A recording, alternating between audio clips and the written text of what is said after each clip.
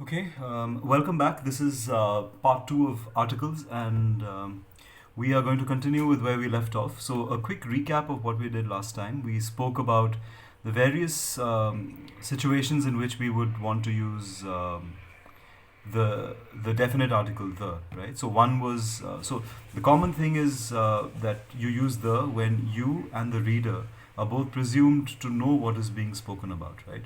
So something unique like the sun, or something based on context that both of you know, or maybe you've mentioned something before and you want to mention something the second time. You could use the article, or you could specify which particular thing you're talking about, right? So we're moving on. Today we'll try to focus on the indefinite article, but I want to first take you through some examples, some academic examples, so we can understand how these articles work from a practical standpoint.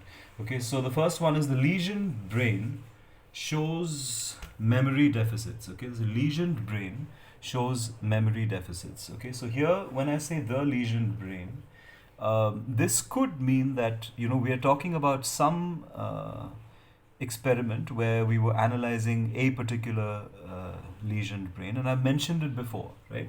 And therefore, when I say the, it's fine, because this, if I say the, it means that I should have mentioned it before, right? But if I just want to generalize, saying that any lesioned brain, right? That's what the article A does. A or an. They usually tell you either any or one. So we'll take some examples of that. So when I say a lesioned brain shows memory deficits, this A tells you that this is any lesioned brain, right? You take any lesioned brain, and it will show that there are memory deficits associated with it, right? Okay. All right. So the second one is a neuron consists of a soma, an axon, and dendrites. Okay. Now, this is again an academic sentence. We're just looking at how the a and an varies in different places, and sometimes you don't use articles, right? So you see, a neuron consists of a soma, right? So we are using a here because this is a consonant. Then we are using an axon, right? I hope that's how it's pronounced. So that's an, because this begins with an A, and dendrites. So here we have no article, right? Why is it so? We are going to look at that today, okay? One more example, the assay. The assay was performed using an ELISA analysis, okay? The assay was performed using an ELISA analysis. So, an ELISA analysis, okay? One. So here the word an is standing for one, right? So there it was any. So here when you say a lesioned brain, it means any lesioned brain. But here when I say an ELISA analysis, here this an stands for one. So the a and an can either stand for any, or they can stand for one. Usually these just stand for one, but sometimes they can stand for any as well. So we need to understand what particular meaning they're conveying in each of these sentences. Okay. Now, the first time I've mentioned it, the essay was performed using an ELISA analysis, because this is the first time I'm mentioning this, right? This is the first time I'm mentioning the ELISA analysis. Otherwise, there's no way for the reader to know which analysis I'm talking about, right? But the second time, the immediate sentence after that, I'm saying the analysis showed that whatever else comes in, so that could be whatever sentence you want to put in there. But the point is that this time, because I've mentioned it before, the reader knows which analysis I'm talking about, right? So the analysis showed that. So I'm talking about the ELISA analysis that I conducted, right? So another way, if you don't want to mention this the first time and then talk about it the second time, you can also specify, like the fourth point we spoke about, which is you can say the ELISA analysis that we conducted in the experiment last week in the lab, or specify. But that becomes a very long and complicated sentence. So sometimes it's just easier to say that you did something, and there you use the general article, the indefinite article, and then the next time you want to mention the same thing, you use the, right? All right, we're just going to look at one more example of the use of a versus an, and here you see observation under a microscope, revealed again unique cell type. So here we are using a, not an, because the next sound is a m, right? So it's an m, which is a consonant sound. So we use a before consonants. But this time over here, this begins with a U, right? So you would assume that here it should be an unique, right? But why is it a and why is it not an, right? So the answer lies in the way the U is pronounced. So although the letter is U, remember the last class we said it's the sound that matters, not the letter, right? So if the letter is U, but how is it pronounced? So for example, in the word umbrella, if you have an umbrella, that's fine, right? Because here the first sound that you produce is a, which is a vowel, right? But a unit or a unique, right? So when I say a unit, it's actually pronounced as unit, right? So the first sound that you hear, without getting into the details of it, is a y. Even if you write it in Hindi, you would probably write it like this, right? So the first sound is actually a y, and that's why you have to use an a here and not an, right? So there are many examples like this, So for example, honest, So if you want to say an honest man, you don't say a honest man, you say an honest man, because here the h is silent. So the first sound that you actually hear is a vowel, right? O. We don't need the symbol, but it's an o, right? The h is silent. So you need to keep in mind that it's not just the first letter, but the sound that it produces, which tells us whether to use an a or an. Okay, so now we'll go into the chart again and see when to use a or an and when not to use any articles. Alright, so this was the chart that we made the other time. We discussed that articles are always used before nouns or maybe before adjectives, provided that adjective is followed by a noun, or before an adverb which is followed by an adjective which is followed by a noun, right? So that noun is extremely important, right? So whatever you do, whenever you use an article, you need a noun to follow it, right? So now this noun we discussed could be non-specific or it could be something specific. Now here we discussed that if it is specific, like if you and the reader know what is being spoken about, and we discussed those 4 categories, then we just use the. You just don't have to ask any questions. You just say the, right? If you and the reader know about it, just use the. Okay, it's as simple as that. But now if you and the reader don't know about it, right? So if I say the research, then it means that both the reader and I know which research I'm talking about, right? But if both of us don't know which research we're talking about, then it becomes a non-specific noun. Now in this case, we have to use some questions. We need to understand where to use articles and where not to use articles. Okay, so the first question that you ask is whether the noun is countable or uncountable. Okay. Now, what do we mean by countable and uncountable nouns? Now, a lot of people say something like stars, something like stars. People say it's uncountable, but grammatically speaking, they may be infinite. It may not be possible to count all of them, but that's not what grammar tells us about countability and uncountability. Because according to grammar, something can be counted if you can put a number before it, right? So if I say 1 star, 2 stars, 3 stars, if I can even do that, I don't have to count all the stars in the world. Like if I have a marker, right? Is it countable? I can say 1 marker, yes. But can I count all the markers in the world? I can't. But it's still, I can count 1. Like I can put a number before it, right?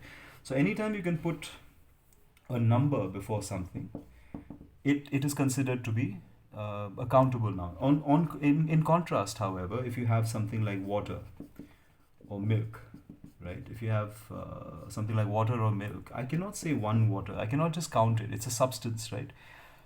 Yeah, you can quantify it. I can say 1 bottle of water, but then you're not really counting the water. You're counting the bottles, right? You're counting the bottles, one bottle, two bottles. So you cannot really count water, right? So this is something that you need to understand. This is highly necessary, like the knowledge of this countable and uncountable nouns, to be able to understand where to use articles and where not to use articles. Okay. So anything that you can put a number to, another way you can understand it is anything that has a plural. Okay.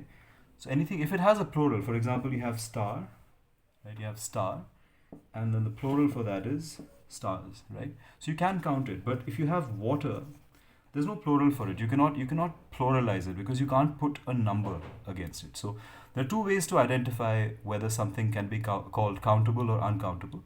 One is if it can take a number next to it, it's countable, or if it has a plural, it's countable.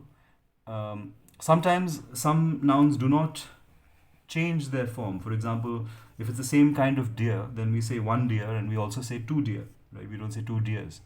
So in that case, the plural will look the same in terms of spelling, but that does not mean it's not countable because you can still put a number before it, right? So these are countable nouns. And anything like water, milk, oil, and most of the abstract nouns like honesty, right? Honesty. You can't count honesty, right? So we need to understand what are countable and uncountable nouns. So we'll come back to articles now. So once we've identified whether something is countable or not, now if the noun is uncountable, then you don't use any article. Now remember, we're talking about when things are non-specific. If they are specific, use the. Whether they're countable, whether they're uncountable, singular, plural, doesn't matter, just use the. But if they're non-specific, if your reader does not know what you're talking about, and that thing is uncountable, then you don't use any article. Okay, we'll take some examples. Okay, we'll take some research examples. I'll try and give you some simpler examples for now. For example, water, right? Just take a very simple example, water. You can say there is water in the fridge, right? There's water in the fridge. You cannot say there is a water in the fridge. There's a water. That's wrong. You cannot say that because you cannot count water. You cannot say one water. Here, a basically just means one, and you can't use that, right? So this is incorrect. Sorry, this is correct. You cannot use a with this. This is an example. So whenever you have something uncountable, so now think of all the uncountable words that you can think of, and especially the ones that you would use in your research. So subject specific uncountable words. So that's something that you need to do for homework. Make a list of nouns that you commonly use and divide them into countable and uncountable nouns. So with the uncountable nouns, you know we don't use articles, right? Now, if they are countable, right, you need to again ask another question. One is whether they are singular or they are plural. Okay. Now, if they are plural, okay, dendrites. So in the previous slide, we had the word dendrites, right? Or I can just take a simple word marker and I say markers, right? And if I write a sentence, I have two markers. So this is plural, right? Singular, plural. So two markers, plural. I cannot say I have two markers. I cannot say that because it's plural. Okay. So the moment something is plural, no article used here again. So the only time you need the a or an is actually very simple. It's when a non-specific noun, right? The moment it is specific, you use the. If it is specific, you use the. But if it's non-specific, right, then you see if it is countable. If it is countable, see if it is singular. So if it is non-specific, countable, and singular, then you must use a or an. Okay? You must use a or an because if you don't do this, then that's incorrect, right? And academic writing, research writing is all about accuracy, right? Precision. That's one of the keys we discussed, right? And if you make these errors where you use articles where you should not, or if you use the incorrect article, or if you don't use an article where it's required, then it's imprecise writing. And that's not good, right? So here we again take an example. We just replace this two markers with one marker and you say I have right? I have a marker, right? So again, if you look at marker, it's, I don't know which marker we're talking about, so it's non-specific. It's countable, definitely. I can say one marker, two markers, three markers, and it's only one. We're talking about only one. So A. A essentially means one most of the time. A or an, they mean one. Okay. Sometimes they can mean any as well, but mostly they just mean one. So this is your key to using articles. If you understand this well, you will know where to use articles and where not to. Okay, so here are a few more examples, some scientific examples again, and these have been taken from the link that's been sent to you on email or Moodle. So just look for that link, and these examples are there. So we're just explaining them right now. Music enhances learning, right? So if you see music here, we haven't used any article before it, right? And if you look at music, what kind of noun is it? Is it countable or uncountable? Can you say musics? Can you say two musics, three musics, four musics? No, you can't. So it's uncountable. It's an uncountable noun. The moment it's uncountable, do not use a or an, right? Now, however, remember that this is only the case when it's non-specific. If it's specific, close your eyes and just use the, right? So, the music of Mozart, because here we're talking about not just any music, but the music of Mozart, right? Had better learning enhancing effects than the music of Bach. Again, we're specifying which music we're talking about, right? Another example, we reviewed the literature, right, from in this field from 2004 to 2010, right? So the literature in this field from 2004. So not just any literature, but the literature in this field from 2004 to 2010. So we're being very specific about which literature we're reviewing, right? So we can use the. But if you weren't specific, if it was non-specific, then literature is an uncountable noun. You cannot say a literature, or you cannot say one literature, two literatures, three literatures. Generally, we don't say that, right? So so this is an uncountable noun, and therefore we have to use it without an article. So there is. And then you can quantify it. Instead of using a, you can say there is a lot of literature, right, available. So if you can't use an article, it doesn't mean you don't use anything, right? So there are these modifiers that sometimes you can use instead of articles, and they make a lot of sense depending on what you want to say. There are some of these modifiers that you can use. So let's quickly take a look at that as well. Okay, so here's the chart again. You're using articles with nouns, and if the noun is specific, there's no question asked, you use the. If it is non-specific, then if it's uncountable, right, we use no article like we discussed. But there are some other words that you can use instead of the article, right? So you can say all, like all the water, all the research, any, right? Most of the research, any of the research. Is there any research available? Some of the data, right? Of course, data is arguably countable. So some of course can be used with plurals as well as uncountable nouns. So some of the research, some of the reactions, of course, can be counted. But yeah. So wherever you have an uncountable noun, some of the water, some of the milk, some of the material, right? Okay, a lot of the material. Sometimes, okay, now these two words can be confusing, little and a little. So this is homework for you. You need to find out the difference between little and a little, because I'm going to try and keep this video as short as possible. So when we do the next video where we take some more examples, there will be a part 3 for articles as well. So when we do that, we'll take a few more examples of little and a little to see what the difference is. But in the meantime, this is your homework. You figure out the difference between little and a little. And lots of. So these are some of the words that you can use with uncountable nouns, right? Now, when it comes to countable nouns, if it is singular, you use a or an, right? That's very simple. A book, a pen, an experiment. Yeah. But if it's plural, experiments, you can't say an experiments. You can't. So there, again, you'll see some of those words that are used over there, but there'll be some differences here too. So you can use all, any, most, some, like you're using all, any, most, some here, right? You can say a lot of, lots of, again, like you say lots of or a lot of here. So these are common. But instead of little or a little, these are words that you cannot use with countable plural nouns. So instead of that, you can use few or a few. Okay, few or a few. Okay, these are differences between the countable plural and uncountable nouns. So if you exchange them, then this becomes an error. Okay, so in the next part, we are actually going to touch upon articles a little bit and take more examples of these modifiers that can be used instead of articles, or along with articles.